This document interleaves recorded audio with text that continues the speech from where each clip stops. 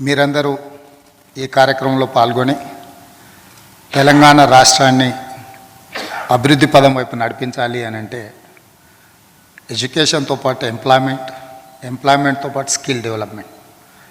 ఈరోజు ఇంతకుముందు పెద్దలు గోపాల్ రెడ్డి గారు చెప్పినట్టుగా సర్టిఫికెట్ ఎడ్యుకేషన్తో ఈరోజు ఎంప్లాయ్మెంట్ దొరకడం కష్టమైపోయింది. Now we have to compete with world. It is not that it's within the state or within the district or within the assembly constituency. Now we wanted to compete with the world. We have to upgrade our skills up to the mark.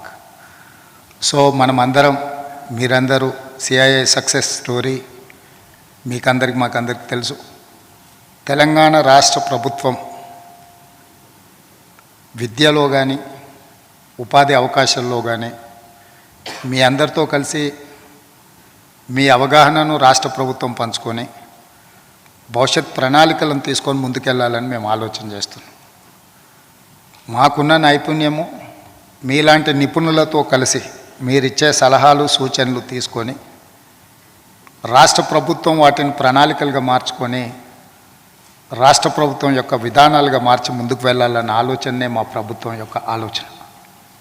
గత ప్రభుత్వాలు లేదా గతంలో నాయకత్వం వహించిన నాయకులు చంద్రబాబు నాయుడు గారు కావచ్చు, doctor YS Rajasekhara Reddy గారు కావచ్చు, తర్వాత చంద్రశేఖరరావు గారు కావచ్చు, ముఖ్యమంత్రులుగా రాష్ట్ర అభివృద్ధిలో ముఖ్యంగా హైదరాబాదు నగర అభివృద్ధిలో వారు చేసిన ప్రయత్నాలు మంచివి ఏమున్నా వాటిని కొనసాగించడానికి మా ప్రభుత్వానికి ఎలాంటి భేషజాలు లేవు.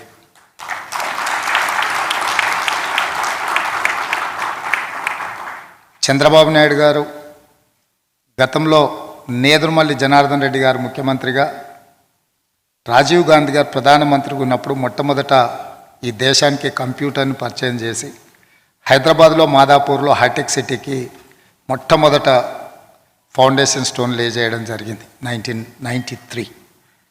ఆ తర్వాత కాలక్రమేణా అది ఆగిపోయినా మళ్ళీ చంద్రబాబు నాయుడు గారు వచ్చి ఐటీ ఇండస్ట్రీ మనకు ఎంప్లాయ్మెంట్తో పాటు ఈ రాష్ట్రం యొక్క ఎకానమీని నెక్స్ట్ లెవెల్కి తీసుకెళ్ళడానికి ఉపయోగపడుతుందని వారు ఆలోచన చేసి ప్రపంచ దేశాల్లో ఉన్న చాలా ఐటీ కంపెనీలను హైదరాబాద్ నగరానికి తీసుకురావడానికి ప్రయత్నం చేశారు.